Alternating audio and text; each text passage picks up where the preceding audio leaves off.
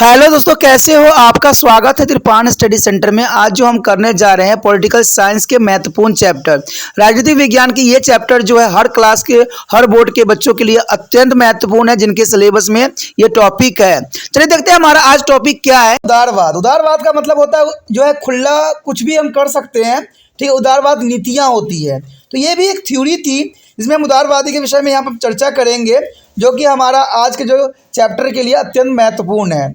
आपको पता ही कि हमारा जो चैप्टर है आज जो है प्रमुख राजनीतिक सिद्धांतों के विषय में हम यहाँ पर जानेंगे, जिसमें सबसे पहली बात तो आ जाती है उदारवादी ही आती है। यानी देखा जाए तो लिबरलिज्म जो है बहुत इंपॉर्टेंट है। उदारवादी एक काफ़ी पुरानी राजनीतिक विचारधारा है और इसके जड़ों को जो है 16वीं शताब्दी में खोजा जा सकता है और इसके बाद से ये कई चरणों में गुजर चुका है। यानी ये कई चरणों में गुजरा है और कई चरणों में जो है इसकी बहुत सी बातें को जो है अलग अलग डिफाइंड भी की गई है। पश्चिमी ज्ञानोदय से नैतिक मूल्य को जो निरपेक्ष सत्य नहीं माना और इंग्लैंड की जो है गौरवमय क्रांति ने राजाओं को दैवीय अधिकार की जो है भर्त्सना की। फ्रांस की क्रांति ने जो है स्वतंत्रता और समानता और भाईचारे के मूलभूत विचार दिए और इससे थोड़ा पहले अमेरिका जो है स्वतंत्रता संग्राम जो 1775 से 76 में मानव अधिकार की घोषणा पर बल दिया। अगर हम बात करें उदारवादी का अर्थ का, तो कहते हैं उदारवादी का अर्थ क्या है। कहते हैं राजनीतिक विज्ञान के अंग्रेजी विद्वान हेरोल्ड लस्की ने एक बार लिखा था कि उदारवाद का वर्णन करना आसान नहीं है और इसे परिभाषित करना तो और भी कठिन है, क्योंकि यह सिद्धांत का एक समूह नहीं है, अतुल दिमाग की आदत है। यानी हमारी दिमाग की एक हैबिट है, एक आदत है। इसका अर्थ यह है कि उदारवादी इतनी गतिशील और इतनी लचीली अवधारणाएं हैं कि इसका कोई सूक्ष्म अर्थ ही नहीं किया जा सकता है। फिर भी विद्वानों ने इसे जो है प्रभावित करने का सदैव प्रयास किया है और प्रयास करने से जो है कहते हैं ना, जो प्रयास करता है उसे कामयाबी भी जरूर मिलता है। आप भी अगर प्रयास करो समझने का तो आपको जरूर समझ में आएगा और अच्छे नंबर भी प्राप्त कर लोगे। कहते हैं अगर साराटोरिस के अनुसार बहुत सरल ढंग से उदारवादी व्यक्तिगत स्वतंत्रता जो है न्यायिक सुरक्षा और संवैधानिक राज्य का सिद्धांत और व्यवहार के रूप में देखा गया। यानी अगर उदारवादी का अगर अर्थ आप जानना चाहो तो इतना आप समझ सकते हो कि राज्य का सिद्धांत और व्यवहार के रूप में जो है उदारवादी को रिप्रेजेंट किया गया। इसमें कॉर्नर्स के अनुसार उदारवाद का आरंभ और अंत व्यक्तिगत स्वतंत्रता और व्यक्ति के मानव अधिकार और व्यक्तिगत मानवीय प्रसन्नता के साथ ही होती है। इसमें इंसाइक्लोपीडिया ब्रिटानिका उदारवादी को इस प्रकार परिभाषित करते हैं कि उदारवादी स्वतंत्रता के प्रति प्रतिबद्धता का एक विचार है और सरकार में एक नीति और प्रक्रिया, समाज में संगठन का एक सिद्धांत और व्यक्ति द्वारा समुदाय के लिए जीवन का एक ढंग के रूप में परिभाषित किया गया था। उदारवादी सुधारों का एक सिद्धांत है क्योंकि यह आर्थिक, सामाजिक और राजनीतिक क्षेत्र में सुधार के प्रति जो है समर्पित रहता है। यह व्यक्तिगत स्वतंत्रता, व्यक्तिगत स्वायत्तता का सिद्धांत है क्योंकि इसमें मानव व्यक्तियों के विकास के पक्ष में तर्क दिए जाते हैं। यानी देखा जाए तो उदारवादी का मतलब यही होता है कि व्यक्तियों के जो विकास है वो भी व्यक्तिगत, उनमें काफ़ी जोर दिया जाता है। और एक सिद्धांत ये जो भी कहते हैं कि आर्थिक, समाज और राजनीतिक क्षेत्र में सुधार करने के लिए भी समर्पित होते हैं। साथ में अगर देखा जाए तो व्यक्तिगत स्वतंत्रता, व्यक्तिगत स्वायत्तता का सिद्धांत भी उदारवादी के अंतर्गत ही आता है।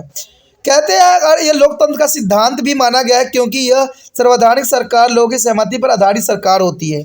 यानी सरकार को चुनने का अधिकार जनता की होती है और जनता के जो है सहानुभूति से ही चुनी जाती है। कानून का शासन, विकेंद्रीकरण और निष्पक्ष चुनाव पर बल सदैव देते हैं। हम जो है उदारवादी के 3 पक्षों को रेखांकित कर सकते हैं जो उसके अर्थ को समझने में हमारी सफल सहायता कर भी करते हैं। समाजी क्षेत्र में उदारवादी धर्मनिरपेक्ष तथा एक ऐसे समाज का समर्थन भी करता है जो सभी प्रकार की सामाजिक भेदभाव का सदैव विरोध भी करते हैं। आर्थिक क्षेत्र में ये पूंजीवादी अर्थव्यवस्था उत्पादन के साधनों पर जो है निजी स्वामित्व और अधिकतम लाभ कमाने के पक्ष लेते हैं सदैव। राजनीतिक क्षेत्र में यह जो है लोकतांत्रिक राज्य व्यवस्था और व्यक्तिगत अधिकार और स्वतंत्रता पर जो है अनुक्रियाशील और उदारवादी सरकार, स्वतंत्र और निष्पक्ष न्याय व्यवस्था इत्यादि का जो है सदैव समर्थन भी ये करते हैं। यदि बात यहाँ पर अगर हम करें उदारवादी की विशेषता, तो कहते हैं उदारवादी की विशेषता अगर हम नहीं करते हैं तो हमारा जो उदारवादी का जो हमने विचारधारा रखा था वो हमारा अधूरा रहेगा। हम जो है उदारवाद के कुछ गुणों का पहचान कर सकते हैं जो कि यहाँ विशेषताओं के रूप में दिखाया गया है। कहते हैं अगर पहली बात हम करें तो ये आता है व्यक्तिगत स्वतंत्रता। तो व्यक्तिगत स्वतंत्रता जो है हर एक व्यक्ति का जो है परम अधिकार है। कहते उदारवादी अनिवार्य रूप से स्वतंत्रता का सिद्धांत है। कहते हैं व्यक्ति स्वतंत्रता के प्रति जो है इसके प्रेम पर कोई प्रश्न चिन्ह नहीं किया जा सकता, क्योंकि हर व्यक्ति को जो है व्यक्तिगत स्वतंत्रता होनी ही चाहिए। ये स्वतंत्रतावाद बन चुका है और उदारवादी के लिए स्वतंत्रता मनुष्य के व्यक्तित्व का सार भी है और यह व्यक्तियों के विकास का एक साधन के रूप में भी देखा जा सकता है। बात करें व्यक्ति केंद्रीय सिद्धांत, यानी व्यक्ति केंद्रीय सिद्धांत क्या है। कहते हैं उदारवाद का आरंभ और अंत व्यक्तियों के साथ ही होता है। उदारवादियों के लिए व्यक्ति जो है सभी गतिविधियों का एक केंद्र बिंदु होता है और व्यक्ति साध्य है, जबकि राज्य सहित अन्य सभी संस्थाएं साधन है जो व्यक्तियों के लिए ही है, और व्यक्ति केंद्र है जिसके इर्द गिर्द सब चीज़ें घूमती ही रहता है। तो इसमें कोई दो राय नहीं है। अगर व्यक्तिगत चीज़ है तो उसके इर्द गिर्द ही सारी व्यक्तित्व घूमती ही रहती है सदैव। यदि बात करें अगली पॉइंट का, तो यही बात यहाँ दर्शाया गया है कि पूंजीवादी अर्थव्यवस्था। देखिए पूंजीवादी अर्थव्यवस्था में भी उदारवादी का अपना एक महत्वपूर्ण योगदान होता है। कहते उदारवादी मुक्त बाजार अर्थव्यवस्था की वकालत करता है। ये तो आपको भी समझ है। उदारवादी का मतलब ही होता है उदार भावना, जो मैंने पहले ही आपको बताया, जिसमें जो है अर्थव्यवस्था के रिगार्डिंग भी लिया जा सकता है। कहते हैं भारत में ट्रेड करने के लिए जो है सरकार की तरफ से उदारवादी नीति का ही जो है अनुसरण किया गया था, जिसमें जो है बहुत से ट्रेडरों को जो है फ्री में व्यापार करने की इजाज़त दी गई थी। ठीक है, अंग्रेजों को भी कुछ हद तक ऐसी सुविधा दी गई थी। उसके बाद जो है अंग्रेज ने भारत पर कब्जा करने के लिए एक अधिकार बना लिया था। तो वही बात यहाँ था कि पूंजीवादी अर्थव्यवस्था में भी जो उदारवादी का अपना एक विशेष स्थान होता है। उदारवादी मुक्त बाजार व्यवस्था की जो है सदैव वकालत करता है, अर्थात पूंजीवादी अर्थव्यवस्था, यानी पूंजीवादी अर्थव्यवस्था में जो है मुक्त बाजार का भी यही है। कहते हैं निजी संपत्ति व्यवस्था में विश्वास करता है, संपत्ति के अधिकारों को अति पावन और अधिकतम लाभ को एकत्र लक्ष्य उत्पादन और वितरण के जो है पूंजीवादी प्रकार के सार तत्वों और बाजार की जो है अर्थव्यवस्था को नियंत्रित करने का साधन भी ये मानता है। यदि बात करें हम अगली पॉइंट का, तो ये साफ शब्दों में हो सकता है कि सीमित राज्य। कहते हैं उदारवादी सीमित राज्य के सिद्धांतों की वकालत करता है, यानी राज्य जो है सीमित होनी चाहिए। ये जो है सीमित राज्य की वकालत करता है उदारवादी नीति। उदारवादी राज्य की व्यक्तियों की भलाई का एक सबसे बड़ा साधन माने जाते हैं। वो प्रत्येक सरकार की सर्वशक्तिमान राज्य का विरोध करते हैं और इसका विचार है कि राज्य जितना अधिक शक्तिशाली होगा व्यक्ति उतना ही कम स्वतंत्र होगा। इसमें लॉक ने भी अपना शब्द यहाँ रखा था कि क्योंकि राज्य का कार्य सीमित है इसलिए इसकी शक्ति भी सीमित होनी चाहिए। ये कॉल का जो है अपना विचारधारा था। उसके पश्चात हमारा अगला पॉइंट आता है परंपराओं अंधविश्वासों का विरोध। कहते हैं उदारवादी अगर देखा जाए तो पुराने परंपरा और अंधविश्वास को सदैव ही नकारा है। कहते हैं उदारवाद का उदय परंपराओं और अंधविश्वासों के विरोध प्रतिक्रिया के स्वरूप सदैव हुआ है, इसलिए यह स्वाभाविक रूप से सभी प्रकार की जो है प्रतिक्रियावादी उपायों के विरुद्ध है। क्या कहते हैं पुण्य जागरण एवं धर्म सुधार से प्रकट भी हुआ है। उदारवादी तर्क और विकेंद्रीशील का समर्थन भी रहा है। मनुष्य के समांति प्रतिरूप में निष्कर्ष होने के विपरीत उदारवाद ऐसे प्रतिरूप का समर्थक है जो अधिक सक्रिय एवं जो सृजनात्मक हो सकती है। इसमें कोई दो राय नहीं है कि उदारवादी का जन्म जो हुआ है परंपराओं और अंधविश्वासों के विरुद्ध हुआ है, यानी ये सदैव ही आगे खड़ा है इन अंधविश्वासों और परंपराओं के रिगार्डिंग। अगली बात अगर हम करें तो ये जो है लोकतंत्र। कहते हैं लोकतंत्र जो हमारी देश भारत की सबसे बड़ी विशेषता है। उदारवादी लोकतांत्रिक सरकार का जो है प्रतिपादक है और ये ऐसी सरकार स्थापित करना चाहता है जो लोगों के द्वारा और लोगों के लिए ही हो। इसमें कोई दो राय नहीं है कि आज के समय में जो लोकतांत्रिक देश हमारा भारत जो है सदैव सशक्त रहा है।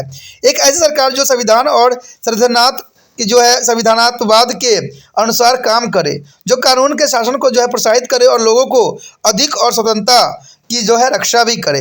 इसमें मैक गवर्नेंस का कथन था कि उदारवादी लोकतंत्र और व्यक्तित्ववाद का एक मिश्रण के रूप में देखा जा सकता है। उसके पश्चात हमारे समक्ष लोक कल्याणवाद। देखिए उदारवाद लोक कल्याणवाद से निकटता से जुड़ा हुआ है और राज्य का लोक गतिविधियों के रूप में कल्याणवाद का विचार है कि राज्य लोगों की कल्पना के लिए कार्य सदैव करता रहता है और राज्य की गतिविधियों के जो उदारवादी अवधारणा यह है कि राज्य लोगों की सेवा भी करता है और दूसरे शब्दों में कल्याणकारी राज्य का समाज सेवी राज्य भी होता है। यानी लोक कल्याणवाद इसकी सबसे बड़ी विशेषता है, जिसमें उदारवाद लोक कल्याणवाद निकटता से जुड़ी रहती है और ये सदैव ही उदारवादी जो है अवधारणा को अनुसरण भी करती है। उसके पश्चात हमारे समक्ष है उदारवादी की कमजोरियां। देखिए, अगर हम उदारवादी के बारे में जाने हैं तो उदारवादी की विशेषता भी किए हैं और अर्थ भी किया है, तो उदारवादी कुछ कमजोरियां भी जान लेना आपके लिए अत्यंत महत्वपूर्ण है। कहते हैं उदारवादी कुछ जो है अंतर्निहित त्रुटियां भी है और यह तनावों से भरा हुआ दर्शन भी है, यानी तनाव से भरा हुआ ये विचारधारा है। एक तरफ तो स्वतंत्रता का ध्वज फहराता है, दूसरी तरफ ये समानता की बात भी करता है। एक तरफ ये जो है बाजार आधारित समाज के ढांचों में काम करता है, दूसरी तरफ वो सबको सामान्य अवसरों का वादा भी करता है। एक तरफ तो यह संपत्ति ग्रहण करने से असीमित अधिकारों की मांग भी करता है, तो दूसरी ओर यह जरूरतमंदों और बेरोजगार लोगों को कल्याण के लिए लाभ में से कुछ हिस्सा मांगता भी है। एक तरफ तो ये पूंजीवादी अर्थव्यवस्था को निर्मित करता है, अंततः असमानता की ओर भी ले जाता है, और दूसरी तरफ यह समाजवादी समाज की स्थापना करने का भी प्रयास करता है। तो देखा जाए तो जो उदारवादी कुछ कमजोरियां हैं जो कि काफ़ी इसकी विशेषताओं को जो है खंडित करती है, लेकिन फिर भी उदारवादी जो है काफ़ी अलग है और उदारवादी के विषय में जानना भी आपके लिए काफ़ी रोचक रहा होगा। तो दूसरा जो हमारा सबसे इम्पोर्टेंट बात आती है वो आता है मार्क्सवाद। ठीक है, उससे पहले हमने पढ़ा था, अगर देखा जाए तो लिबरलिज्म के बारे में पढ़ा था, और अब जो है हम मार्क्सवाद के विषय में पढ़ेंगे। तो मार्क्सवाद भी जो है राजनीतिक में एक अपना बहुत ही महत्वपूर्ण स्थान रखता है। कहते हैं अगर देखा जाए तो 17वीं से 18वीं शताब्दी के दौरान पश्चिमी देशों में कारखानों की स्थापना तथा पूंजीवादी उत्पादन व्यवस्था को परिणाम स्वरूप मजदूरी की दशा जो है बिगड़ने लगी थी, यानी मजदूरों की जो दशा थी, कंडीशन था, वो दिन पर दिन बिगड़ने लगी। कारखानों में प्रवेश पाने वाले मजदूर का है सब प्रकार से शोषण हुआ और काम के लंबे घंटे, गंदी बस्तियों में जीवन और कमजोर एवं खराब स्वास्थ्य इत्यादि। इसका परिणाम यह हुआ कि मजदूरों का शोषण और अमीर गरीब के निरंतर बढ़ता अंतर आर्थिक असमानताएं, अविनीत और अलगवाद बना दिया। उसके पश्चात कार्ल मार्क्स और फ्रेडरिक एंजेल्स ने पूंजीवादी दुष्प्रभावों को स्पष्ट रूप से अनुभव किया और इस प्रक्रिया में वैज्ञानिक समाजवाद और मार्क्सवाद मार्क के नाम पर को ले आए। और मार्क्सवादी दर्शन में मार्क्स और एंजेल्स के बाद योगदान देने वाले में उनके अतिरिक्त देखा जाए तो B.R. लेनिन और जो है माओ, जो कि चीन के रहने वाले थे, सम्मिलित थे। अलगवाद का अर्थ है अकेलापन और विरक्त यानी उदासीनता जो है संबंध विच्छेदित, और मार्क्सवाद में जो है अलगवाद का अर्थ है व्यक्ति अपने आप को अपने क्रियाकलाप और स्वयं से अलग थलग पाता है, यानी इंसान जो है मार्क्सवाद का अर्थ ही यही हुआ कि अपने आप को अलग थलग पाता है समाज में। तो इस बात जो है कार्ल मार्क्स ने बहुत ही गहराई से बताने की कोशिश किया। देखिए, कहते हैं ना, जब सिचुएशन पैदा होता है तभी कोई व्यक्ति जो है कुछ लिखने के लिए तैयार होता है। हमारा जो यहाँ पर अगला पॉइंट आया है सिद्धांतों के रिगार्डिंग जो है मार्क्सवाद और इसके मूल सिद्धांत क्या है। तो इसके सिद्धांत जानना अत्यंत महत्वपूर्ण है कि मार्क्सवाद और इसके मूल सिद्धांत क्या थे। कहते हैं मार्क्सवाद मजदूर वर्ग का एक राजनीतिक दर्शन थे, जैसे उदारवादी पूंजीवादी वर्ग का राजनीतिक दर्शन होता है, और यह सामाजिक परिवर्तन का एक सिद्धांत के रूप में भी देखा जा सकता है। सामाजिक परिवर्तन क्यों होते हैं और ये किस प्रकार परिवर्तन प्रभाव आते हैं। सामाजिक परिवर्तन भौतिक कारकों के कारण सदैव होते हैं। ये तो आपको भी पता होगा कि जैसे जैसे भौतिक कारण बनती है वैसे वैसे समाज का जो है परिवर्तन होना एक स्वाभाविक बात बन जाती है, और ऐसे तरीक़ों से भी होता है जिसके धनात्मक भौतिकवाद कहते हैं, यानी द्वंद्वात्मक, यानी एक संघर्ष भी इसमें बना रहता है। मार्क्सवाद के मूल्य अवधारणा इस प्रकार यहाँ पर दिया गया है जिसको आपको जानना अत्यंत महत्वपूर्ण है। पहला तो धारणा यही थी, सिद्धांत यही थी कि दुनिया में कुछ भी अपने आप नहीं घटित होता है। ये मार्क्सवादी सिद्धांत के जो है पहला पहलू था। हम अपने चारों ओर जो भी कुछ देखते हैं उसमें कारण और प्रभाव का संबंध सदैव जुड़ा हुआ होता है। कहते हैं उत्पादन के संबंध में लोगों के बीच भौतिक संबंध जरूर होता है और समाज के आधार के रूप में कारण प्रदान करते हैं, जबकि उत्पादन की ताकतें जो है प्रभाव का निर्माण सदैव करती ही रहती है। उसके पश्चात है वास्तविक विकास सदैव भौतिक विकास ही होता है, यानी वास्तविक विकास अगर किसी में हो रहा है तो इसका अर्थ यही हुआ कि वो भौतिक विकास के रूप में आप देख सकते हो, अर्थात उसका आर्थिक विकास हुआ है। उत्पादक ताकतों का गतिशीलता विकास की गतिशीलता सदर की ओर संकेत सदैव करती ही रहती है। कहते हैं भौतिक हो चाहे आर्थिक घटक व्यक्तिगत जीवन और सामाजिक जीवन दोनों में ही एक प्रमुख घटक के रूप में देखा जा सकता है। मनुष्य सामाजिक भौतिक विकास की विशेष अवस्था में पैदा होता है, अर्थात एक जैसी सामाजिक स्थिति में जो उसके स्वतंत्र अस्तित्व में होते हैं, परंतु सक्रिय होने के कारण मनुष्य अपनी सामाजिक स्थिति स्वयं निर्मित करता है। मार्क्स ने कहा था कि मनुष्य जो है इतिहास में पैदा होता है परंतु वह इतिहास बनता है, यानी इतिहास में ही पैदा होता है परंतु वो इतिहास ही बनाता है। तो इसमें कोई दो राय नहीं, मार्क्सवाद ने साफ शब्दों में इस बात को जो है जाहिर करने की कोशिश किया था। हमारा अगला पॉइंट जो है, सामाजिक वर्ग विशेष रूप से विरोधी वर्ग अपने संघर्ष के माध्यम से तथा क्रांति की प्रक्रिया का अनुसरण करके आगे की ओर बढ़ते हैं। इसी कारण मार्क्सवादी कहते हैं कि प्रत्येक आने वाला समाज पिछले समाज से बेहतर होता है। तो इसमें कोई दो राय नहीं। अगर आप देखते भी होंगे कि जो बच्चा पहले जन्म लेता है उसका और जो आगे जन्म लेता है उसका, उसमें बहुत ही अंतर आपको देखने को मिलेगा। तो इसमें कोई दो राय नहीं। पुराने समय के समाज जो था वो अलग था और आने वाला समाज जो है अलग है, क्योंकि इसका जो है दिन पर दिन विकास होता ही चला जाता है और विचारधारा भी चेंज होता ही चला जाता है। तो इसलिए साफ शब्दों में मार्क्स ने इस बात को जो है रिप्रेजेंट किया था और मार्क्सवादी विचारधारा में डाला भी था कि प्रत्येक आने वाला समाज पिछले समाज से सदैव ही बेहतर ही होता है। कहते हैं क्रांतियों का अर्थ जो है पुण्य रूपेशन और समग्र परिवर्तन ही माना गया है। वे नकारात्मक ताकत नहीं है, परंतु जैसा कि मार्क्सवादी ने कहा है कि इतिहास के इंजन है, यानी इतिहास को चलाने के लिए ये इंजन के रूप में जो है क्रांति देखी जा सकती है। जब क्रांति किया जाए और सफल हो जाए तो क्रांति समाज के विकास के उच्च अवस्था में ले जाता है। जैसे आपने फ्रांस की क्रांति भी पढ़ा था, उसमें क्रांति हुई और क्रांति होने के कारण सभी देशों में जो है इस भावना को उत्पन्न किया और भारत में भी उसी प्रकार की क्रांति को देखने को आपको मिला होगा। कहते हैं अगला पॉइंट अगर हम देखें तो इसमें साफ शब्दों में यही लिखा हुआ है, वर्ग समाज का परिणाम होने के कारण राज्य एक वर्ग संस्था है, यानी वर्ग समाज। आपको पता है कि हमारे भारत में भी जो है वर्ग में बटे हुए हैं, वर्ग में समाज बटे हुए हैं, इसलिए राज्य एक वर्ग संस्था है। यह न तो निष्पक्ष है और न ही न्यायपूर्ण है। एक कहते हैं वर्ग संस्था यह पक्षपात पुण्य दमनकारी और शोषणकारी संस्था भी हो सकती है। यह जो है प्रभुत्वशाली वर्ग की सेवा के लिए अस्तित्व में है और उस वर्ग का यह हथियार भी है। पूंजीवाद समाज में पूंजीवादी राज्य पूंजीवादियों के हितों की रक्षा और उन्हें प्रोत्साहित करते हैं, जबकि समाजवादी समाज में यह जो है कामगार समाज के हितों की रक्षा उनका एवं प्रोत्साहन भी करता है।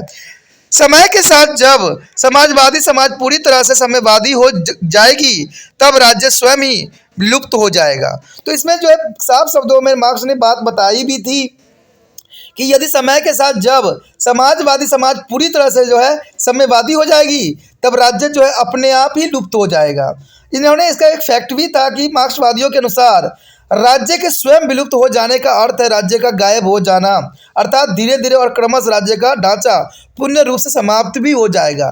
जैसे अगर आप देखो आज के समय में तो कहते हैं, अगर समाज में हम देखते हैं तो आज जो है धर्म जो है धीरे धीरे नष्ट होता चला जा रहा है और इंटरकास्ट मैरिज को भी प्रोत्साहन मिल रहा है। पहले के समय में लोग अपने ही समाज में अपनी जाति से मैरिज करते थे, लेकिन आज के समय में धीरे धीरे लुप्त होता चला जा रहा है। कहते हैं शहर में तो ये कई मायने में लुप्त भी हो चुका है और गांव में भी लुप्त होने के कगार पे आ चुका है। तो इसमें कोई दो राय नहीं, जैसे जैसे समय बदलता जाएगा वैसे वैसे जो है ये जो है लुप्त भी होता ही रहेगा, चाहे वो राज्य हो, चाहे वो जाति हो, चाहे समाज हो। इस प्रकार मार्क्सवादी जो है साम्यवाद समाज के उच्चतम रूप की वकालत भी करते हैं, यानी उच्चतम रूप की वकालत करना मार्क्सवादी सिद्धांत के अंतर्गत ही आता है, जहाँ मनुष्य अपनी इच्छा को से काम करेगा और अपनी आवश्यकता से ही प्राप्त करेगा, अर्थात प्रत्येक को उसकी योग्यता के अनुसार और प्रत्येक को उसकी आवश्यकता के अनुसार ही प्राप्त किया जा सकता है। तो मार्क्सवाद में साफ विचार था कि प्रत्येक को उसकी योग्यता के अनुसार और प्रत्येक को उसकी आवश्यकता के अनुसार ही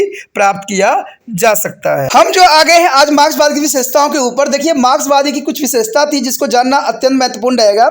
मार्क्सवादी के अगर सिद्धांतों की तो हमने चर्चा कर लिया, लेकिन इसके साथ भी विशेषता का चर्चा करना ठीक है बहुत ही इंपॉर्टेंट रहेगा।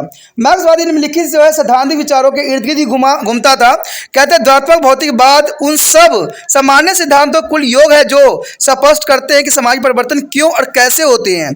यानी मार्क्सवाद ने साफ शब्दों में इस बात को जो है खोज लिया था कि सामाजिक परिवर्तन क्यों और कैसे होते हैं और सामाजिक परिवर्तन भौतिक घटकों के कारण और तदात्मक भौतिकवादी प्रक्रिया के माध्यम से ही होते हैं। अध्यात्मक भौतिकवाद प्रक्रिया जो है त्रिस्तरीय प्रक्रिया से जुड़ी हुई होती है। यानी उन्होंने ये बात साफ शब्दों में ढूंढ लिया कि सामाजिक परिवर्तन भौतिक घटकों के कारण अध्यात्मक भौतिकवाद प्रक्रिया के माध्यम से होती है। यानी जो भौतिक चीजें होती है इसकी वजह से जो होता है समाज का जो है परिवर्तन होता है, और एक द्वंद्वात्मक यानी आपस में संघर्ष की वजह से भी ये देखने को मिला है। और इसी के आधार पर उन्होंने जो है इसको 3 स्तरीय प्रक्रिया बताया है, जिसके पहला तो है उत्पादन के संबंध। कहते हैं किसी भी समय पर समाज का आधार होता है, यानी किसी भी समय पर जो है समाज का आधार ही होता है उत्पादन के संबंध, जिन्हें लोगों के बीच जो है सामाजिक संबंध कहा जाता है। मार्क्सवादियों के लिए ये उत्पादन के संबंध थे जो कि बहुत विशेष थे। बात अगर हम करें उत्पादन की शक्तियों के, तो कहते हैं वो तत्व होते हैं जो उत्पादन के संबंध से उत्पन्न होती है, परंतु ये संबंधों के विरुद्ध होने के बावजूद भी नई विधियों के माध्यम से अधिक उत्पादन का जो वादा भी करती है, जो कि बहुत काफी इंपॉर्टेंट है। यदि इन सब बातों को अगर हम सरल शब्दों में समझने की कोशिश करते हैं तो ये साफ हो जाता है कि मार्क्सवादी सिद्धांत कहता है कि सारा विकास विरोधियों के बीच संघर्ष के कारण ही होता है, और उन कारणों से ही होता है आर्थिक। यानी आप कह सकते हो कि मार्क्सवादी विचारधारा में यही बात कहा गया है कि सारा जो है विकास विरोधियों के बीच संघर्ष के कारण ही होना संभव बताया गया है। अगर एक फैक्ट की हम अगर बात करें जिसमें उत्पादन की नई नीतियां यानी पद्धति उत्पादन के संभव उनमें विकास की प्रवृत्त अवस्था में उत्पादक की शक्तियों के बीच संघर्ष का ही परिणाम माना गया है। उत्पादन की नई पद्धतियों में उत्पादन के संबंधों और जो है उत्पादक ताकतों दोनों के गुण हैं, इसलिए आर्थिक विकास की यह उचित अवस्था माना जा सकता है। अगर हम बात यहाँ पर करें तीसरी तत्व को, जो कि ऐतिहासिक जो है भौतिकवाद के रूप में है, तो कहते हैं इतिहास की आर्थिक और भौतिकवादी निदानवादी और व्याख्या भी करते हैं। इतिहास में मार्क्सवादी व्याख्या यह है कि यह इतिहास उत्पादन की शक्तियों के आत्म विकास का एक रिकॉर्ड है कि समाज आर्थिक भौतिक विकास के पक्ष पर चलता है सदैव। विकास की प्रत्येक अवस्था जो है प्रायः किए गए विकास के सदर का संकेत ही देती है, और इतिहास अनेक सामाजिक आर्थिक संरचनाओं का इतिहास भी माना जाता है।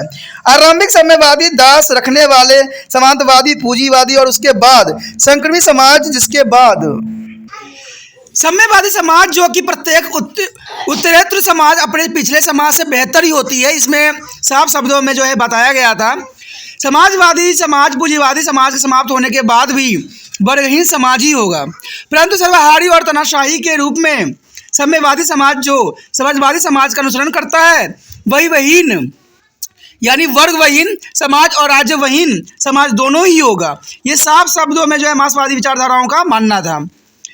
कहते हैं अतिरिक्त मूल्य सिद्धांत भी मार्क्सवादी का ही विशेषताओं में से अन्य है।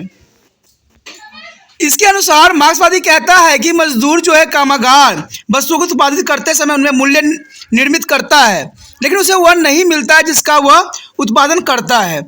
उसे केवल वेतन मिलता है, और वेतन उसे ऊपर जो कुछ होता है वह मालिक ले जाता है। यह अतिरिक्त मूल्य है। अतिरिक्त मूल्य श्रमिक द्वारा उत्पादित मूल्य और उससे प्राप्त होने वाले वेतन के बीच का कुछ अंतर माना जा सकता है। सरल शब्दों में मजदूर को वेतन प्राप्त होता है और मालिक को लाभ। यह अतिरिक्त मूल्य धनी और धनी के जो निर्धन और निर्धन को निर्धनता बनाता है। अतिरिक्त मूल्य के दम पर ही पूंजीवादी पनपते हैं। यानी इसमें मार्क्सवादी ने साफ शब्दों में ये बात बोला था कि मजदूर जो है मजदूरी करता है, सामानों का उत्पादन करता है, लेकिन सामान को उत्पादन करने में कहते हैं कि जो मजदूर होता है उसको कम वेतन मिलता है, और उसके रिगार्डिंग मालिक को जो है सारे लाभ जो है मालिक को जाता है। इसका मतलब कहा जाए तो धनी जो है धनी होते चला जा रहा है और गरीब जो है गरीब होता चला जा रहा है। तो आज के बात देखें तो कहते हैं अतिरिक्त मूल्य के दम पर ही पूंजीपति जो है काफ़ी पनप रहे हैं और काफ़ी प्रफुल्लित भी हो रहे हैं। उसके पश्चात हमारे समक्ष आता है वर्ग संघर्ष का सिद्धांत। देखिए वर्ग संघर्ष का सिद्धांत जो है मार्क्सवादी का ही एक देन है। कहते हैं मार्क्सवादी का एक अन्य सिद्धांत के अंतर्गत भी ये आता है। मार्क्सवादी के विचारों में आज का इतिहास विरोधी वर्गों के बीच वर्ग संघर्ष का इतिहास ही रहा है। वर्ग संघर्ष जो है वर्ग समाजों की विशेषता है, और वर्गहीन समाज में कोई वर्ग संघर्ष नहीं होता है, क्योंकि ऐसे समाजों में कोई विरोध वर्ग नहीं होते हैं। वर्ग समाजों में दास रखने वाले समाज, सामंतवादी समाज, पूंजीवादी समाज में वर्ग संघर्ष मुख्यतः 3 प्रकार के ही होते हैं। देखा जाए तो आर्थिक, सैद्धांतिक, राजनीतिक। मार्क्सवादी क्रांति को जो है पैरवी करता है, और मार्क्सवादी कहते हैं कि क्रांति इतिहास का इंजन होती है। क्रांतियाँ तब होती है जब उत्पादन के संबंधों का उत्पादन के ताकतों के साथ संघर्ष सदैव होता है, जो उत्पादन की नई पद्धति की ओर ले जाता है। वह समाज में पुण्य परिवर्तन लाती है यदि संभव हो तो बिना हिंसा के, और यदि आवश्यक हो तो हिंसा से भी, यानी हिंसा का भी सहारा लेते हैं और हिंसा के भी बिना भी कर सकते हैं। क्रांतिकारी परिवर्तन की सूचक है। कहते हैं पुण्य रूपन परिवर्तन और जो है समग्र परिवर्तन एक समाज के मूल्य चरित्र में सदैव परिवर्तन ही रहता है। वे सामाजिक विकास की उच्चतर अवस्थाओं के आगमन की सदैव घोतक होते हैं। अंत मार्क्सवादी क्रांति को एक सकारात्मक घटना भी मान सकती है। उसके पश्चात है सर्वहारी की तनाशाह का क्या अर्थ। देखिए, सर्वहारी तनाशाही का अर्थ कामगार वर्ग का शासन है।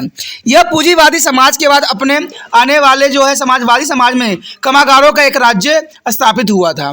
कहते हैं समाजवादी समाज में सर्वहार की तनाशाह उसी भाव में है जैसे पूंजीवादी समाज में पूंजीपतियों की तनाशाही होती है।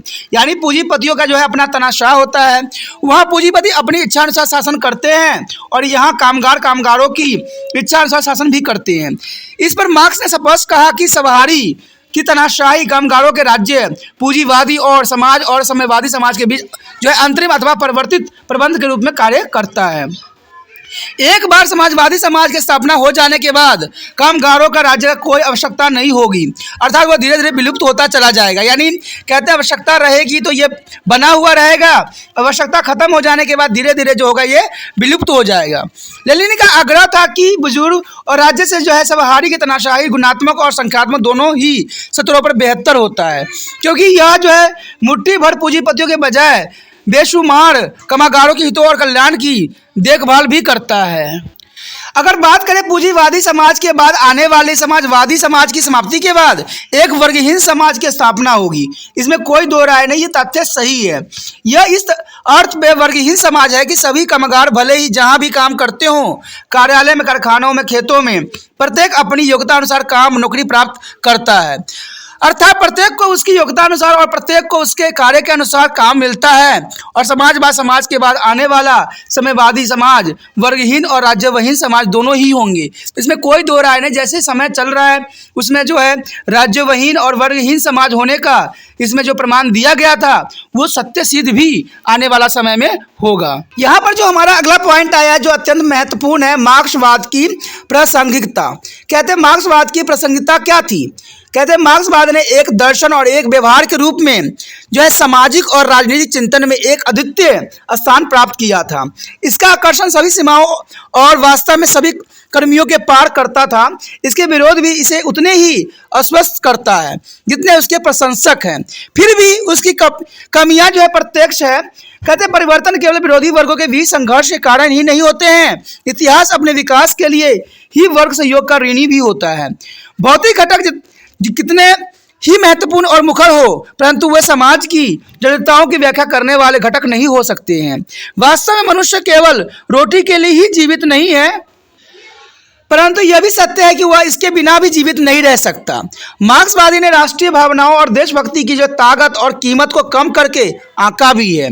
कामगारों का कोई अपना पितृ देश नहीं होता है, यानी कामगार जहां भी होते हैं चले जाते हैं और अपना जीविका कमाते हैं, उनका कोई अपना जो है पितृ देश नहीं होता है। जैसे कि मार्क्स भी कहते थे कि उन्हें अब अभिभावक रहित बनना है, यानी उनके कोई पेरेंट्स लेस बनना है, यानी उनको कोई पेरेंट्स नहीं चाहिए। मार्क्सवाद ने राज्य के महत्व को भी कम करके आंका था। यह कहना है कि राज्य वर्ग संस्था है, इसलिए दमनकारी और जो है शोषण करने वाले, यह कथन इसे अति ही सरल करना है। मार्क्सवादी की अवधारणाओं को वास्तव में निराशा किया है, यानी मार्क्सवादी अवधारणा ने वास्तव में अगर देखा जाए तो काफ़ी हमें निराश भी किया है, क्योंकि इसकी विचारधारा बिल्कुल ही अलग है। कहते हैं कारण चाहे कुछ भी हो, परंतु व्यवहार में मार्क्सवादी असफल हुआ है। यानी सभी क्षेत्रों में काफ़ी अच्छा किया है, लेकिन व्यवहार के अगर क्षेत्र में देखें तो मार्क्सवादी जो है सफल हुआ है। एक मुख्य कारण उसके केंद्रीकरण की प्रवृत्ति है, यानी केंद्रीकरण की जो प्रवृत्ति है जिसके कारण ये व्यवहार के रूप में ये फेल हुआ है। सर्वहारी की तनाशाही साम्यवादी पार्टी की तनाशाही बन जाती है, यानी सर्वहारा जो होता है, सर्वहारा की जो तनाशाह होते हैं वो तनाशाही बना देता है, और पार्टी की तनाशाह अंततः एक व्यक्ति को तनाशाही बना जाता है, चाहे वो स्टालिन हो या फिर माओ। कहते हैं सोवियत संघ में मिखाइल गोर्बाचोव द्वारा प्रारंभ किए गए सुधार आंदोलन ने विशेष रूप से ग्लास्नोस्ट न केवल यूरोप में अतुल लगभग पूरे विश्व में साम्यवादी आंदोलन के अंत का आरंभ भी कर दिया। साम्यवादी चीन ने अपनी अर्थव्यवस्था और शासन व्यवस्था में अनेक उदारवादी कदम उठाए और एक वैज्ञानिक विचारधारा के रूप में विश्व के सामने जो है मार्क्सवादी का जो है प्रासंगिकता अब प्रश्न से अछूता नहीं रह सकता। महात्मा गांधी जिनका जो है समय अवधि 1869 से 1948 तक माना गया है, भारतीय जो है राष्ट्रीय आंदोलन के सर्वोच्च नेता के रूप में भारत वाले जानते हैं, जिन्होंने 1917 से लेकर 1947 तक लगभग 30 वर्ष तक इसका नेतृत्व भी किया। वह एक चिंतक थे और उन्होंने अपने समय की अधिकांश मान्यताओं और सिद्धांतों को चुनौती दी तथा उनके स्थान पर संभव और युक्ति युक्त विकल्प भी प्रदान किया। तो देखा जाए तो महात्मा गांधी ने हर एक क्षेत्र में अपना विशेष योगदान दिया, चाहे भारत के आज़ादी के लड़ाई में हो, चाहे अपने जीवन के आधारों में हो। गांधी जी जो है मार्क्सवादी में उदारवादी थे और उदारवादी में मार्क्सवादी, यानी दोनों विचारधाराएं जो थी इनमें सम्मिलित थी। इसलिए कहा जा सकता है कि गांधी जी जो थे मार्क्सवादी में उदारवादी थे और उदारवादी में मार्क्सवादी विचारधाराओं को लेकर चलते थे। वो व्यक्तिवादियों में एक लोकतांत्रिक थे और समाजवादियों में वो व्यक्तिवादी थे। वो यथार्थवादी में आदर्शवादी थे और आदर्शवादियों में यथार्थवादी। उन्होंने अपने आप में सभी पूर्व और जो है वर्तमान विचारों को, अच्छी बातों को सम्मिलित करके किया था। यदि हम अगले पॉइंट की बात करें तो ये है पश्चिमी सभ्यता के आलोचक के रूप में गांधी जी किस प्रकार थे। गांधी जी का जीवन जो था मार्क्सवादी जो था और आपको जो है उदारवादी के बीचों में ही उन्होंने समावेश किया। उन्हीं दो विचारों के लेके आगे बढ़े। उनको कहा जाए तो आदर्शवादी हो या उन्होंने जो है आदर्शवादी की नींव भी रखी। कहते हैं उनके विचारधारा जो थी पश्चिमी जो आलोचक के रूप में गांधी जी सदैव थे। गांधी जी ने पश्चिमी सभ्यताओं के आलोचक थे, क्योंकि ये इसलिए कि पश्चिमी सभ्यताओं के विरुद्ध उनकी शिकायत थी कि यह जो अध्यात्मवाद के सार को नष्ट करता है, यानी पश्चिमी सभ्यता के रिगार्डिंग वो बिल्कुल ही नाखुश थे। लेकिन कहते हैं वो उनकी विचारधारा था, वो मनुष्य की पृष्ठभूमि रूप से एक प्रामाणिक व्यक्ति मानते थे। कहते हैं जो हरास मांस से तो बना है परंतु जिसमें आत्मा नाम की चीज़ ही नहीं होती, यानी हर मास से देखिए कहते हैं विदेश में जो व्यक्ति होते हैं जो पश्चिमी सभ्यताओं को मानते हैं वो इंसान तो होते हैं लेकिन उनमें इंसानियत वाली चीज़ नहीं होती है जो मानव सभ्यता को जो उच्च कोटि पर पहुंचाए। इसलिए महात्मा गांधी उस सभ्यताओं के सदैव खिलाफ थे और उसके जो कभी भी वो नहीं मानते थे और उसका आलोचक भी थे। ठीक है, तो ये बात उनकी अपनी निजी फैसला थी, निजी सोच विचार था, क्योंकि उनका ये मानना था कि जो पश्चिमी सभ्यताएं के लोग होते हैं उसमें कहते हैं मांस तो होती है लेकिन उनमें जो है आत्मा नाम की कोई चीज़ ही नहीं होती। पश्चिमी प्रचलित राज्य के मुकाबले में गांधी जी ने राम राज की वकालत सदैव किया है, यानी उनका यही विचार था कि जियो और जीने दो। देखिए ये बात महात्मा गांधी की काफ़ी उचित भी थी, क्योंकि हर इंसान जो धरती पर निवास कर रहा है उसको जीने का अधिकार है और इसका अधिकार कोई व्यक्ति जो है छीन नहीं सकता, चाहे वो अंग्रेज हो चाहे कोई भी था। इसलिए महात्मा गांधी उन विचारधाराओं को सदैव ही वकालत नहीं करते थे, लेकिन राम राज्य की जो वकालत सदैव किया करते थे। कहते हैं चीज़ों को पश्चिमी ढंग से केंद्रीकरण के माध्यम से प्रबंधन के मुकाबले वो विकेंद्रीकरण के समर्थक थे, यानी देखिए पश्चिमी ढंग से केंद्रीकरण करने के माध्यम में कभी भी वो अपना विचारधारा नहीं रखते, लेकिन कहते थे कि विकेंद्रीकरण के समर्थक सदैव थे। वो भौतिकवादी योगीकरण और पूंजीवाद के विरुद्ध उन्होंने स्वदेशी कुटीर उद्योग और ट्रस्टशिप के सदास के पक्ष में सशक्त विचार दिए। यानी देखा जाए तो महात्मा गांधी के सशक्त विचार था कि भौतिकवाद जिस पे हम पड़े हुए हैं औद्योगिकरण के और पूंजीवाद के विरुद्ध उन्होंने वो हमेशा थे। तो भौतिकवाद का मतलब यही था कि वो जैसे हम ऐसो आराम में अपना जीवन जीते हैं उसका वो सदैव ही खिलाफ थे, क्योंकि उनका विचार था जितना सादा जीवन जीते हैं इंसान उतना ही अच्छा रहता है। तो इसका जो है खुद ही वो एक एग्जाम्पल के तौर पे हो सकते हैं, क्योंकि उन्होंने अपने जीवन में आपने देखा होगा कि एक जो है धोती का उन्होंने प्रयोग किया और उसी से जो है पूरा देश का जो है संचालन भी किया। तो ये बात उनके लिए सटीक साबित होता है। और औद्योगिकरण के भी विचार में वो नहीं थे, क्योंकि औद्योगिकरण तो देखिए जैसे जैसे जनसंख्या बढ़ता है औद्योगिकरण के हम रूप में जा सकते हैं, लेकिन औद्योगिकरण की वजह से क्या होता है कि बहुत से लोगों की हाथ कट जाती है, यानी उनको जॉब नहीं मिल पाता है और जिसकी वजह से जो है वो लोग भुखमरी के शिकार हो जाते हैं, पैसे नहीं होते हैं और ये सब जो होता है किसी भी देश के लिए सही नहीं होता है। इसलिए महात्मा गांधी जी कभी भी इन विचारधाराओं को आगे प्रोत्साहित नहीं किया। उनका विचार यही था कि ये सब चीज़ें जो होती है इंसानों की कमर को तोड़ के रख देती है।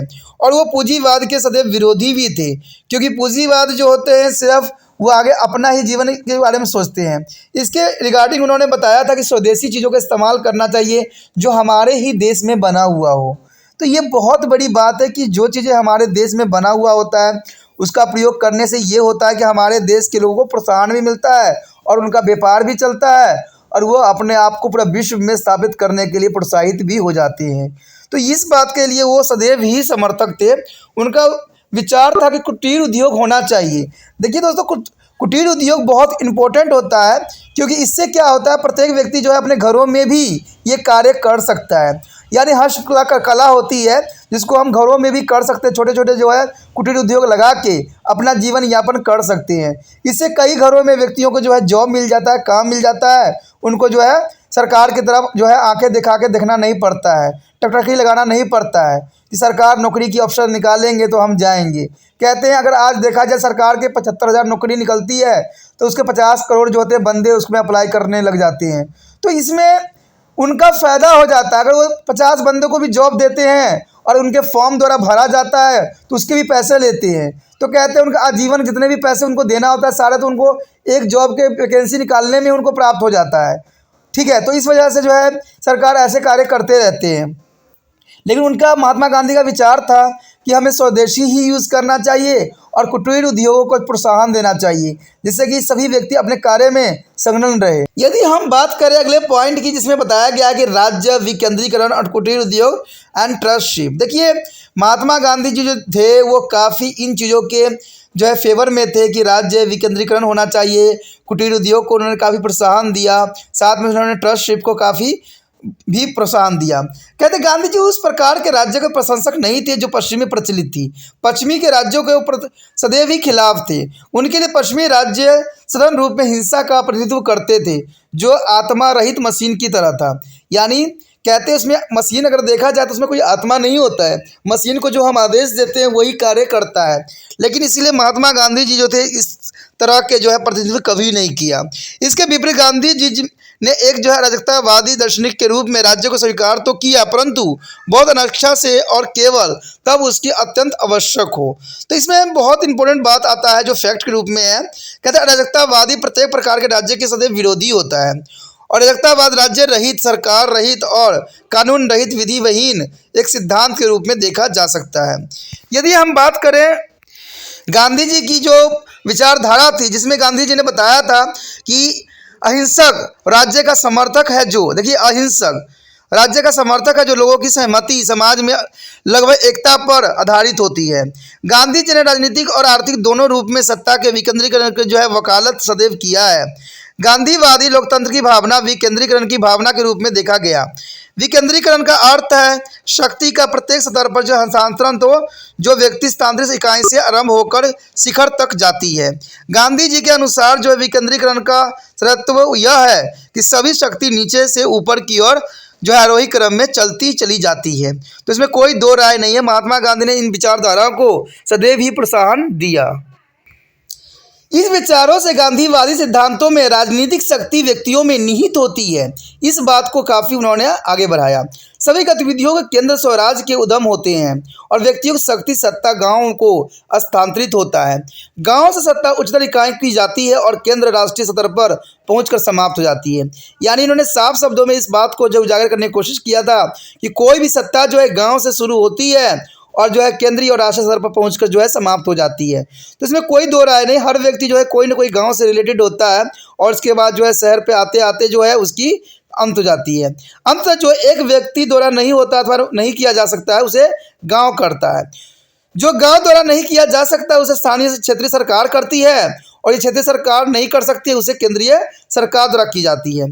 गांधी जी के राम राज्य की आत्मा यही है कि यह एक आत्मनियंत्रण व्यवस्था है, जहां कहते हैं प्रत्येक व्यक्ति अपना शासक स्वयं है और अपने पड़ोसी के लिए बाध्य नहीं है। कहते हैं गांधी जी के विकेंद्रीकरण का एक आर्थिक पक्ष भी है। उन्होंने आर्थिक शक्ति को विकेंद्रीकरण के लिए भी कहा है। उन्होंने जो है ग्राम में कुटीर उद्योग को सदैव प्रोत्साहन के माध्यम से ग्राम अर्थव्यवस्था की वकालत किया। कहते हैं अगर गांव में अगर देखा जाए कुटीर उद्योग लगाया जाता है तो ये लोग जो है शहर की तरफ जो है पलायन नहीं करेंगे और उनका जो है घर जो है कहते गांव में भी अच्छे तरह से चल सकता है। तो इस बात के लिए गांधी ने सदैव ही वकालत किया था। कहते वास्तव में वो आत्मनिर्भर ग्राम अर्थव्यवस्था चाहते थे, यानी गांव में जो है आत्मनिर्भर ग्राम अर्थव्यवस्था बनाना ही उनका प्राथमिक उद्देश्य था। कहते हैं ये होना अत्यंत महत्वपूर्ण है किसी भी राष्ट्र के लिए। इससे ये होता है कि व्यक्ति जो है अपने ही क्षेत्र में अपने लिए सुव्यवस्थित अर्थव्यवस्था तैयार कर लेता है। कहते हैं स्वदेशी का सिद्धांत अवधारणा यह वो भावना है जो हमसे अपने बिल्कुल निकट के जो है पड़ोसी की सेवा करने की अपेक्षा कर रखती है तथा बहुत दूर जो है उत्पादित हुए वस्तुओं की तुलना में पड़ोस में उत्पादित वस्तुओं का प्रयोग करने को कहती है। गांधी जी ने देसी उद्योगों को जो है पुण्य जीवन का पक्ष लिया ताकि लोगों को खाने के लिए पर्याप्त मिल सके। उनके विचार में ऐसी कोई भी अर्थव्यवस्था जो लोगों का शोषण करती हो तथा धन संपत्ति को कुछ भी हाथों में केंद्रित होने से सहायता करती हो वह निंदनीय है। यानी महात्मा गांधी ने सदैव ही गरीबों के लिए और उनके लिए जो है अग्रसर रहे। गांधी जी का जो है ट्रस्टीशिप का सिद्धांत अद्वितीय है, क्योंकि उन्होंने ट्रस्टीशिप जो दिया था सिद्धांत वो अद्वितीय है। यह इसलिए अद्वितीय है, इसका जो है लक्ष्य पूंजी और श्रम के बीच जो है मधुर संबंध स्थापित करता है। सारी संपत्ति को पूरे समुदाय की संपत्ति जो है घोषित कर गांधी जी ने पैरवी भी की कि रोजगार देने वाले सब लोग उद्योगपति हो या पूंजीपति हो आदि होना चाहिए। अपनी जो है संपत्ति को ट्रस्टी है, इसके साथ उन्होंने जो है केवल उतने ही पैसे का अधिकार है जिससे उनकी आवश्यकताएं पूरी हो जाए, जैसे अन्य कर्मचारी को है, मजदूर इत्यादि को है। गांधी जी के लिए कोई एक व्यक्ति जो है स्वामी मालिक नहीं है, सभी काम करते हैं और सभी कामगार हैं। प्रत्येक व्यक्ति को सेवा के बदले में कुछ मिलता है। लाभ पर मालिक का अधिकार नहीं होना चाहिए, अतुल यह समुदाय का होता है। रोजगार देने वाले ट्रस्टी है न कि स्वामी। कर्मचारी उद्यम के आवश्यक अंग अर्थात वह कामगार है न कि दास। देखिए ये बात गांधी जी ने साफ शब्दों में समझाने की कोशिश किया था कि कोई व्यक्ति किसी के पास काम करने जाता है ना तो वो कहते ना तो वो दास है और ना ही वो कोई गलत है, वो तो अपना कार्य करने गया और कार्य करके अपना जीवन यापन कर रहा है। और वो दूसरा व्यक्ति जिसने काम करवाया है वो कहते एक ट्रस्टी था, काम करवाने वाला था यानी स्वामी था। इसका मतलब ये थोड़ी था कि वो उसके साथ गलत करेगा या कुछ भी गलत रहेगा। इस बात के लिए गांधी जी ने सदैव ही इस बात को खंडन भी किया था कि सिर्फ लाभ जो है मालिक को नहीं मिलना चाहिए, अतुल पूरे समुदाय को मिलना चाहिए। कहते कोई उद्योग अगर आप लगाते हो, कोई इंडस्ट्री लगाई जाती है तो उसमें मजदूर जो काम कर रहे होते हैं उनका भी उतना ही अधिकार होता है जितना मालिक का होता है। तो कहते अगर लाभ मिलती है तो वो लाभ जो है समुदाय में भी बांटना अत्यंत महत्वपूर्ण रहता है। कहीं कहीं आप देखोगे कि कहते हैं मजदूरों को मजदूरी मिल जाती है और सारे के सारे लाभ जो होते हैं कहते हैं जो उद्योगपति उठा लेते हैं। तो ये इस बात के सदैव ही जो है महात्मा गांधी खिलाफ थे। इसी को हम ट्रस्टी के नाम से भी जानते हैं। देखा जाए तो गांधी जी ने साध्य और साधन को जो है बहुत ही इम्पोर्टेंट यहाँ पर बताया था। साध्य और साधन देखिए ये क्या है, अगर हम गांधी जी के अनुसार देखें तो गांधी जी के अनुसार जो साध्य और साधन एक ही जो है वास्तविकता के दो पक्ष हैं, यानी एक ही चीज़ है उसका दो ये पक्ष हो सकते हैं, यानी एक ही जो है सिक्के के दो पहलू भी हो सकते हैं। यानी अगर एक होती है तो दूसरा जो है ऑटोमेटिक जो है बन जाती है। इससे एक जो है जैविक पूर्णता निर्मित होती है, यानी इससे एक जैविक पूर्णता निर्मित होती है। साध्य साधन से ही बनते हैं। देखिए साध्य जो होता है साधनों से ही बनता है, ठीक है। जैसे साधन होंगे वैसे ही साध्य भी होगा। जितना आपको साधन मिलेगा वैसे ही आपको जो है साध्य भी प्राप्त होगा। उन्होंने कहा कि साधन बीज की तरह होते हैं और साध्य वृक्ष की तरह हो, और दोनों से वैसे ही जो है अलंघनीय संबंध है जैसे कि बीज और वृक्ष में है। उनका कहना था कि राज्य अपने आदर्श चरित्र को तब तक नहीं प्राप्त कर सकता है जब तक साधनों पर हिंसा की दाग है। यानी देखिए कोई भी राज्य आदर्श चरित्र नहीं बन सकता है जब तक उस पर हिंसा की दाग है। अगर उसको हिंसा को हटाना है तो उसको जो है इन चीज़ों से दूर रहना पड़ेगा।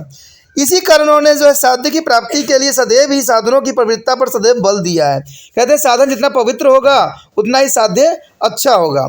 अशुद्ध अपवित्र साधनों से पवित्र पावन लक्ष्य प्राप्त नहीं किए हो सकता है। उन्होंने एक बार कहा भी था कि मैं स्वराज को भी स्वीकार नहीं करूंगा यदि यह रक्तपात के माध्यम से आता हो, और फिर कहा मेरे लिए स्वराज से पहले अहिंसा है। दोनों के बीच में इतना गहरा संबंध है कि यदि कोई साधन का ध्यान रखता है तो साध्य स्वयं अपना ध्यान रखेगा। इसे आगे गांधी जी के लिए लक्ष्य की प्राप्ति साधनों के अनुपातों में होगी। यानी गांधी जी ने यहाँ तक भी कह दिया कि अगर रक्तपात से अगर मुझे स्वराज भी मिलता है तो मैं उसको स्वीकार नहीं करूँगा। जब कहते हैं भारत और पाकिस्तान का जब बंटवारा हुआ, जब इतने खून खराबा हुआ, तो गांधी जी ने जो है यहाँ से चले गए, किसी दूसरे स्थान पर रहने लग गए। और उनका मन जो था बिल्कुल ही विचलित हो चुका था, क्योंकि इतने खून खराबा देख के वो इस बात जो उन्होंने विचारधारा दिया था उसके बिल्कुल ही विपरीत हुआ, जिसकी वजह से वो काफ़ी हताश हो गए थे। तो ये बात काफ़ी इम्पोर्टेंट है, और इस बात को वो समझते भी थे कि ऐसा कुछ हो सकता है। फिर भी अंत तक इन्होंने हर संभव कोशिश किया कि जो है भारत का बंटवारा न हो। लेकिन कहते हैं ना, जो दूसरे कहते हैं एक बंदे कितना कुछ कर सकते हैं, जहाँ पर जो है कई बंदे वहाँ पर बैठे पड़े थे। यहाँ पर दोस्तों जो हमारा पॉइंट आया है समाज और सर्वोदय। देखिए, महात्मा गांधी जी का विचार सदैव इसी बात पे रहा है कि एक ऐसा आदर्शवादी समाज की स्थापना हो, जहाँ पर जो है सब व्यक्ति मिलजुल के रहे, सब एक सामान्य रहे और किसी प्रकार की भेदभाव न हो। लेकिन कहते हैं ये बात संभव कहाँ हो सकती थी। कहते हैं जब भारत की बंटवारा हुआ तो महात्मा गांधी काफ़ी निराश हो गए, हताश हो गए, क्योंकि उनकी सोच थी वो बिल्कुल ही कहते हैं उसके विपरीत चला गया। कहते हैं गांधीवाद मात्र राजनीतिक अर्थव्यवस्था या धर्म रणनीति का सिद्धांत नहीं माना जा सकता है, अतुल समाज का सिद्धांत भी हो सकता है। ये गांधी जी का पूरा जो है सामाजिक दर्शन जो है समानता का दर्शन ही माना जा सकता है। समानता निरपेक्ष समानता की दृष्टि से नहीं, परंतु इसलिए कि सभी मानव सामान्य ही हैं। कहते हैं मानव हर एक सामान्य ही होता है। कहते हैं गांधी जी के अनुसार समानता पर आधारित समाज प्रत्येक प्रकार के आधार पर जाति, नस्ल, वर्ग, लिंग, वंश के भेदभाव को सदैव नकारता है, क्योंकि इससे जो होती है किसी को भी अच्छा प्राप्त नहीं होता है। इसलिए समानता पर आधारित गांधी जी ने बस साफ शब्दों में कहा था कि जो है अगर हम जाति के देखें, नस्ल देखें, वर्ग, लिंग, वंश और भेदभाव को कभी भी हमें नहीं अपनाना चाहिए। कहते हैं मानव के रूप में पैदा हुए हैं, न कि हम हिंदू और या मुसलमान के रूप में पैदा हुए हैं। हमारे ऊपर कहीं थप्पा हुआ लगा हुआ नहीं होता कि हम हिंदू हैं या हम मुसलमान हैं। हम मानव के रूप में पैदा हुए हैं, न कि जाति या उच्च जाति या दलित या के रूप में। देखिए, कहते हैं कोई लोग अगर जन्म लेता है तो इसमें कुछ भी नहीं लिखा होता है कि आप उच्च जाति के हो कि दलित जाति के हो। गांधी जी ने प्रत्येक प्रकार के भेदभाव वाली प्रवृत्तियों को जो प्रभा का विरोध सदैव किया था। उसके लिए केवल एक ही वर्ग, एक ही धर्म और एक ही जाति थी, और वह थी मानवता। कहते हैं मानवता ही सबसे इम्पोर्टेंट जाति है, जहाँ पर प्रत्येक व्यक्ति जो है मानव बन के रहे, वही काफ़ी है। इसलिए उन्होंने किसी भी भेदभाव को स्वीकार सदैव कभी भी नहीं किया। वास्तव में कमजोर के कल्याण के पक्षधर थे, यानी महात्मा गांधी देखा जाए तो कमजोर लोगों के सदैव ही साथ थे। पुरुषों की तुलना में महिलाओं की कल्याण, समाज के कमजोर वर्ग, हरिजनों और दलितों कल्याण के पक्षधर सदैव थे। ऐसा नहीं था कि वह अ को वंचित करके ब को देना चाहते हों, अतुल वह ब को अधिकार देना चाहते थे ताकि अ की ऊंचाई को वह प्राप्त कर सके। उन्होंने जो है समानता की वकालत सदैव की ताकि लोगों को सामाजिक, आर्थिक और राजनीतिक जो है श्रेणी क्रम में बराबरी पर लाया जा सके। उनकी समानता की अवधारणा खाई को पाटने, दूरियों को कम करने और लक्ष्य रखती थी, न कि उनमें दूरी बढ़ाने की। यानी देखा जाए तो महात्मा गांधी जी ने साफ जो ये करने की कोशिश किया कि सभी जो है मानव बन के रहे और मानवता के जो है रूल रेगुलेशन पे चले। गांधी जी के जो है सर्वोदय की जो अवधारणा उनके सपनों के समाज पर उनके विचारों को प्रस्तुत भी करती है। यानी महात्मा गांधी ने इस तरह के जो है समाज के सपना देखा था। गांधी जी की कल्पना के अनुसार सर्वोदय समाज को सभी सदस्यों की अधिकतम भलाई अथवा उनका कल्याण है, यह सबका कल्याण है। यह व्यक्ति का भी और जो है सभी व्यक्तियों कल्याण के साथ ही कल्याण माना गया था। सर्वोदय में भलाई अथवा कल्याण की अवधारणाएं केवल भौतिक नहीं थी अतुल, यह आध्यात्मिक और नैतिक भी मानी जाती है। तो गांधी जी के जो ये विचारधारा थे गांधीवाद, वो कई मानने में बहुत इम्पोर्टेंट था। देखा जाए तो गांधी जी ने जो है, अगर हम देखते लिबरलाइजेशन या हम मार्क्सिज्म देखते हैं तो उन दोनों विचारधाराओं में से सम्मिलित थी। यानी गांधी जी ऐसे विचारधारा को मानते थे जो सत्य पे आधारित था, और कहते हैं इसमें किसी प्रकार के हिंसा या किसी प्रकार का रोष भाव नहीं थी। तो दोस्तों इसी के साथ हमारा ये चैप्टर ख़त्म हो जाता है, जो कि काफ़ी इंपॉर्टेंट था, बहुत इंपॉर्टेंट था, हर एक क्लास के बच्चों के लिए इंपॉर्टेंट था। जिनके सिलेबस में अगर ये सारे बात हैं, चाहे वो मार्क्सिज्म हो, चाहे वो गांधीइज्म हो, चाहे लिबरलाइजेशन हो, तो इनके लिए मतलब है कि ये बहुत काफ़ी इंपॉर्टेंट, उनके लिए ये टॉपिक सिद्ध भी होगा। अगर आपको अच्छा लगा तो लाइक, शेयर, सब्सक्राइब करना भूलना मत। ठीक है। अगर आप सब्सक्राइब करके नहीं रखोगे तो आपको कोई भी वीडियो का नोटिफिकेशन प्राप्त नहीं होगा और जो भी मैं वीडियो डालूंगा वो आप तक नहीं पहुंच पाएगा। क्योंकि कोई भी टॉपिक अगर आप रिसर्च करके देखोगे तो उसमें जो है पहले से जो बने हुए हैं, जो यूट्यूब पे व्यक्ति लगे हुए हैं, उनका ही वीडियो आपको सबसे पहले आएगा और त्रिपान स्टडी सेंटर जो है नहीं आएगा। तो इससे जो होगा आपको तकलीफ होगी। तो इसलिए क्या करो, चैनल को सब्सक्राइब कर लो और जैसे सब्सक्राइब आप करोगे तो वहाँ पर वीडियो पे जाओगे तो आपको सारे वीडियो जो रिसेंटली डाली गई है या पुरानी सारी वीडियो हैं वो बहुत आसानी से आप क्या करोगे, प्राप्त कर लोगे। जो वीडियो आपके काम के होंगे, जो आपके टॉपिक पे आधारित होगा, उसको आप या तो कहीं सेव करके रख के जो है समय समय पे देख के ज्ञान का जो है आप प्रकाश को जगा सकते हो।